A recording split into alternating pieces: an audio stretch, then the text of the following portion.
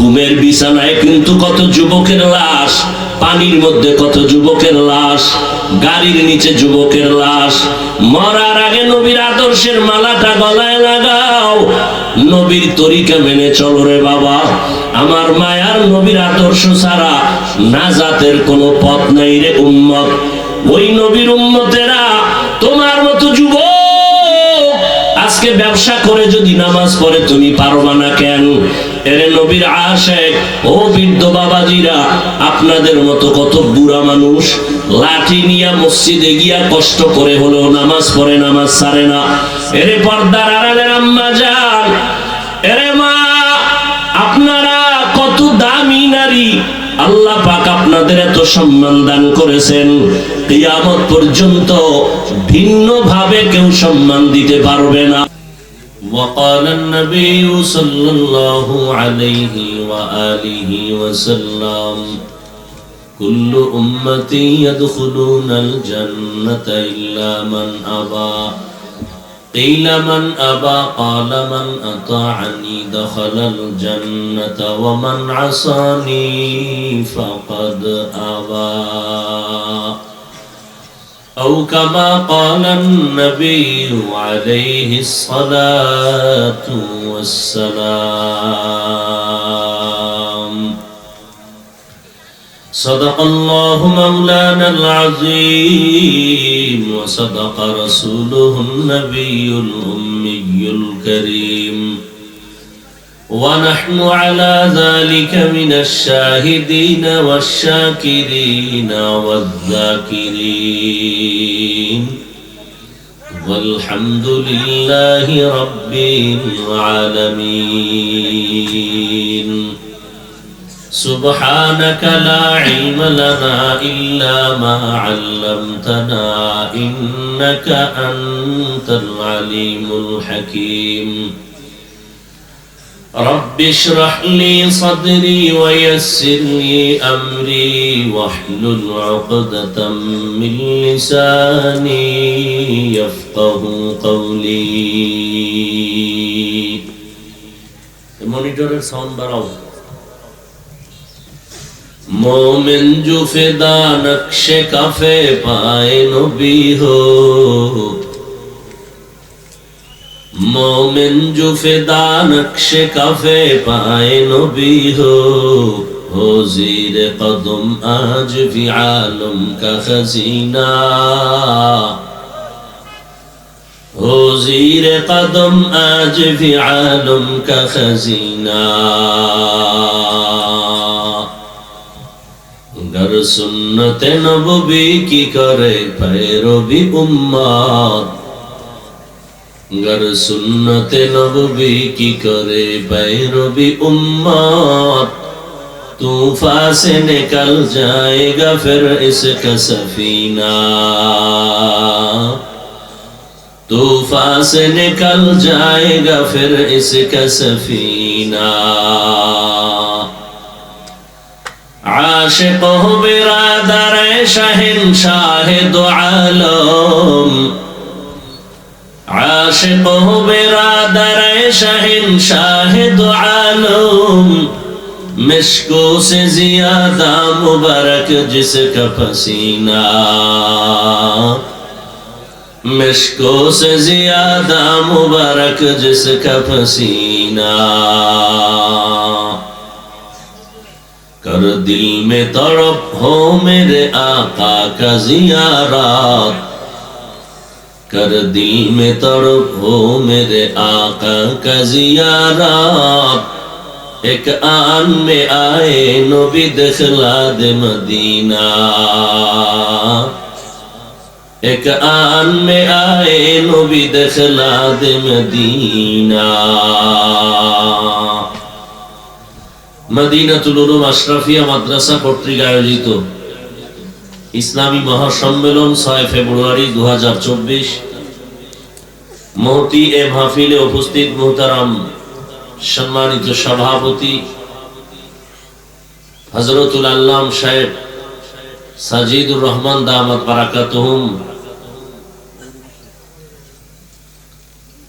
সহ সভাপতি আল্লামা শায়েখ বদরুল আলম হামিদি বরুণা,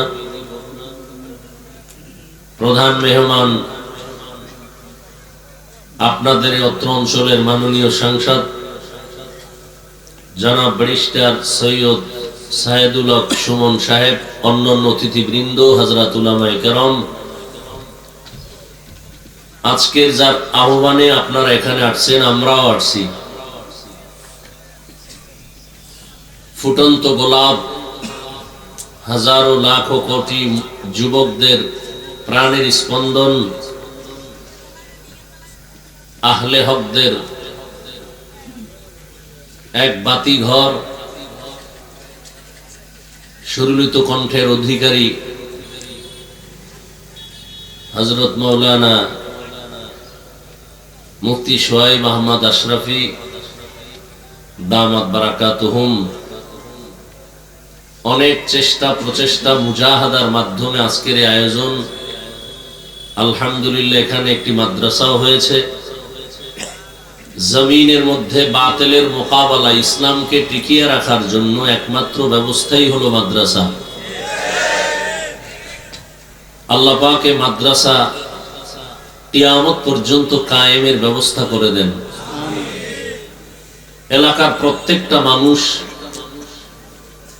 রসুলের এই আদর্শের ফ্যাক্টরি, মানুষ গড়ার ফ্যাক্টরি, কোরআন সুন্নাহর এই মার্কাজ। আল্লাহ পাক এই খেদমতের সাথে এলাকার প্রত্যেকটা মানুষকে সম্পৃক্ত হয়ে দুনিয়া আখিরাতের কল্যাণে এগিয়ে যাওয়ার তৌফিক দান করেন।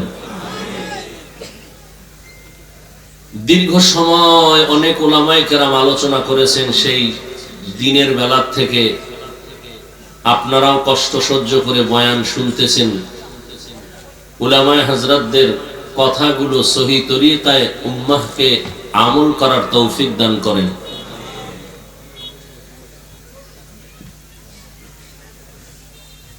আমি আপনাদের সামনে দোয়ার জন্য হাজির হয়েছি। সংক্ষিপ্ত কিছু কথা বলার নিয়তে কোরআনে হাকিমের এক আয়াতে কারীমা তিলাওয়াত করেছি, রাসূলের হাদিস থেকে একটি হাদিস পড়েছি। ইখলাস ও রুহানিয়তের সমন্বয়ে সহি তরিকায়, সহি নিয়তে, সহি কিছু কথা বলার মতো, শুনবার মতো আমাকে আপনাদের প্রত্যেককেই আল্লাহ পাক তৌফিক দান করেন। কিয়ামত পর্যন্ত নবী আর আসবেন না, সাহাবায়ে কেরাম আসবেন না, আইম্মায়ে কেরাম আর আমরা পাবো না। ইমাম আবু হানিফা, ইমাম বুখারী, ইমাম মুসলিম, আউলিয়ায়ে কেরাম, যারা নাম করা পৃথিবীর শ্রেষ্ঠ কুতুবুল আলম, এক এক করে আমরা নামই শুনতেছি, দেখার আর ভাগ্য হবে না। কিয়ামত পর্যন্ত আমরা যাদের চেহারা দেখে, যাদের পরামর্শ নিয়ে জান্নাতের পথে আগায় যাব, তারা হলেন একমাত্র উলামায়ে আহলে হক। আর এই উলামা তৈরি হয় একমাত্র কোরআন সুন্নাহর এই মার্কাজ মাদ্রাসায়। আল্লাহ পাক এই মাহফিলের বরকতে, মাদ্রাসার বরকতে পুরা এলাকায় শান্তি দান করেন। এলাকায় যারা আজ দুনিয়া থেকে বিদায় নিয়ে কবরে আছেন, আল্লাহ সবার কবরকে জান্নাত বানায় দেন। যারা বেঁচে আছেন, আল্লাহ সবাইকে দ্বীনের উপরে, রাসূলের আদর্শে চলার তৌফিক দান করেন। যে আয়াত আমি পড়েছি রাসূলের শানের একটি আয়াত, ওয়ামা আরসালনাকা ইল্লা রাহমাতাল লিল আলামিন। আল্লাহ বলেন, হে রাসূল করিম সাল্লাল্লাহু আলাইহি ওয়া আলিহি ওয়াসাল্লাম, আমি আপনাকে প্রেরণ করি নাই পৃথিবী নামক গ্রহের ভেতরে, হ্যাঁ প্রেরণ করেছি একমাত্র জগৎসমূহের রহমত হিসেবে। নবীজি হাদিসের মধ্যে বলেন, কুল্লু উম্মতি ইয়াদখুলুনাল জান্নাতা ইল্লা মান আবা। পৃথিবীর প্রত্যেকটা উম্মত জান্নাতে যাবে, শুধুমাত্র আমি মুহাম্মদকে যারা মানে না, অস্বীকার করে, তারা ব্যতীত। কিলা মান আবা। সাহাবায়ে কেরামদের থেকে প্রশ্ন করলেন, হে আল্লাহর রাসূল, আপনাকে অস্বীকার করে, মানে না, তারা কারা? নবীজি বললেন, মান আতাআনি দাখালাল জান্নাহ ওয়া মান আসানি ফাকাদ আবা। যারা আমি রাসূলের ইতাআত করে, আনুগত্য করে, ইত্তেবা করে, অনুসরণ অনুকরণ করবে, তারাই জান্নাতে যাবে। ওমান আসানি, যারা আমার আদর্শের বিরোধিতা করে, তারা জান্নাতে যাবে না। খেয়াল করেন, কোন মুফতি সাহেবের ফতোয়ার প্রয়োজন নেই। রাসূল পৃথিবীর শ্রেষ্ঠ মুফতি। আমার রসুলের থেকে দামি কোন মুফতি আর? আমার রসুল শ্রেষ্ঠ মুফাসসির, শ্রেষ্ঠ দার্শনিক, শ্রেষ্ঠ বৈজ্ঞানিক। আমার রসুল শ্রেষ্ঠ মুফাসসির, শ্রেষ্ঠ মুহাদ্দিস। নবী বলে গেছেন কারা নবী মানে, কারা মানে না। আমি হাফিজুর রহমান বললেই হবে যে উনি নবীকে মানেন, উনি মানে না, না এটা হবে না। স্পষ্ট রসুল বলে গেছেন কারা আমি মুহাম্মদকে মানে আর কারা মানে না, তার স্কেল দিয়ে গেছেন। অতএব এখানে কারো ফতোয়া নেওয়ার কোনো প্রয়োজন নেই। নবী বলছেন সব উম্মতেই জান্নাতে যাবে, শুধু নবীকে যারা মানে না তারা যাবে না। সাহাবায়ে কেরাম প্রশ্ন করেই ফেললেন, ও রাসূল কারা আপনাকে মানে না? খুব খেয়াল করবেন, নবীজি বললেন যারা আমার আনুগত্য করে, ইত্তেবা করে, অনুসরণ করে তারা জান্নাতি। তাহলে বিপরীত কি দাঁড়ায়? এই যুবকেরা খুব জ্ঞান খাটায় কথা শুনি। আল্লাহর দেওয়া নেয়ামত মানুষের আকল। একটা মানুষের আকল নষ্ট হয়ে গেলে সে আর মানুষ থাকে না, সবাই তাকে পাগল বলে। মানুষের আকল বড় দামি, আকলকে কাজে লাগাইতে হবে। নবী কি বললেন? যারা আমার আনুগত্য করে, ইত্তেবা করে, অনুসরণ করে তারা জান্নাতি। তাহলে বিপরীত শব্দটা কি আসবে? যারা নবীর আনুগত্য বা অনুসরণ করে না তারা জাহান্নামী। কথা এটা দাঁড়ায় না? কিন্তু কথা এটা না। নবীজি বলছেন যারা আমার আনুগত্য করবে, আমার অনুসরণ করবে তারা জান্নাতি। এরপরে নবী বলেন নাই যারা আমার অনুসরণ বা আনুগত্য করবে না তারা জাহান্নামী, বলেন নাই। নবী বলছেন যারা আমার বিরোধিতা করবে। কি করবে? ওয়ামান আসানি, যারা বিরোধিতা করবে তারা জান্নাতি না, জাহান্নামী। তাহলে যারা নবীর আদর্শ মানে না তাদেরকে জাহান্নামী বলা যাবে না। যারা নবীর আদর্শের বিরোধিতা করে, ব্যবধান আছে না নেই? সহজে বুঝেন, একজনে টুপি পরে না, টুপি কার আদর্শ? দাড়ি রাখা কার আদর্শ? বলেন, সবাই বলেন। এক ভাইকে জিজ্ঞাসা করলাম, ভাই আপনি রসুলের আদর্শে দাড়ি রাখেন না কেন, টুপি পরেন না কেন? সে বলে হুজুর পড়া তো দরকার, নবীর আদর্শ পারি না, চেষ্টা করি, একটু দোয়া করেন, আরো চেষ্টা করব। তাহলে লোকটা টুপি পরে না, রসুলের আদর্শ মানে না, কিন্তু মানার কি আছে? আগ্রহ আছে নাকি নাই? আর একজনকে জিজ্ঞাসা করলাম, এই যুবক আপনি টুপি পরেন না কেন, দাড়ি রাখেন না কেন? সাথে সাথে আমাকে বললেন দাড়ি না রাখলে অসুবিধা কি, টুপি না পরলে অসুবিধা কি? টুপির মধ্যে কি ইসলাম? দাড়ির মধ্যে কি ইসলাম? তাহলে এই লোকটা রসুলের আদর্শ মানে না, এটা বলা যাবে না, সে বিরোধিতা করতেছে।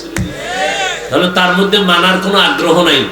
তাহলে উনি হলেন আগ্রহী, এটা হলো বিদ্রোহী, এটা হলো গাদ্দার, এটা বেয়াদব। আগ্রহী আর বিদ্রোহী বুঝলেন তো? একজনে নামাজ পড়ে না, তাকে গালি দেওয়া যাবে না, কারণ সে আগ্রহী, পড়ার কি। আর একজনে নামাজ পছন্দ করে না, সে আগ্রহী না বিদ্রোহী, তাকে ছাড় দেওয়া যাবে না। ব্যবধান আছে না নাই? একজনে টুপি পরে না, বিদ্রোহী না আগ্রহী? পড়ার আগ্রহ আছে, তাকে গালি দেওয়া যাবে না। আর একজন রসুলের আদর্শের টুপি পছন্দ করে না, সে কি আগ্রহী না বিদ্রোহী? তাকে ছাড় দেওয়া যাবে না। খুব কঠিন কিন্তু কথাটা। একজনে টুপি পরে না, আমরা তাদেরকে কেমন জানি মনে করি না, আগে বুঝতে হবে সে কি আগ্রহী না বিদ্রোহী। যদি আগ্রহী হয় তাকে গালি দেওয়া যাবে না, বিদ্রোহী হয় তাকে ছাড় দেওয়া যাবে না। কেন? আমার রসুলের মোহাব্বতের কারণে। قال النبي صلى الله عليه وآله وسلم লা ইউমিনু আহাদুকুম হাত্তা ইয়াকুনা হাওয়াহু তাবআন লিমা জিতু বিহি। পয়গম্বর বলেন, এই উম্মতের দল, আমি নবীকে তোমরা যতক্ষণ পর্যন্ত মোহাব্বত চূড়ান্ত ভাবে করতে পারবা না, ওই জিনিসের উপর যা নিয়ে আমি রাসূল তোমাদের সামনে আসছি, আমি তোমাদের সামনে যা নিয়ে আসছি, আমার নিয়ে আসা জিনিসগুলোকে যদি তোমরা কলিজার থেকে মোহাব্বত না করো, ভালো না বাসো, আমি নবী ঘোষণা দিলাম তুমি কামেল মুমিন হতে পারো নাই। আমি নবী কি নিয়ে আসছি জানো? আল্লাহ কোরআনে বলেন, লাকাদ কানা লাকুম ফি রাসূলিল্লাহি উসওয়াতুন হাসানাহ। ও দুনিয়ার উম্মত, আমার রাসূল রহমতের নবীর মধ্যে রয়েছে তোমাদের জন্য সর্বশ্রেষ্ঠ আদর্শ। কেমন আদর্শের নবী আমার! এমন এক সময় নবী মক্কা নগরীতে পদার্পণ করলেন, যেই সময় মক্কার মানুষ ছিল চরিত্রহীন। মক্কার মানুষের মতো চরিত্রহীন মানুষ এই জমিনে আর কোথাও ছিল না। কিন্তু এই মানুষগুলোকে রহমতের নবী আমার অল্প টাইমে এদেরকে স্বর্ণের মানুষ বানায় দিলেন। মাত্র 13 বছর। কয় বছর? 13 বছরের ব্যবধানে মক্কার চরিত্রহীন মানুষগুলোকে নবী স্বর্ণের মানুষ বানায় দিলেন। এতটাই ছিল মক্কার খারাপ মানুষ। পৃথিবীতে আল্লাহ একটা ঘর বানাইছেন, বড় দামি ঘর, বাইতুল্লাহ। ইন্না আউওয়ালা বাইতিন উযিআ লিন-নাসি লাল্লাযী বিবাক্কাতা মুবারাকান ওয়া হুদা, মুবারাকান ওয়া হুদাল লিল আলামিন।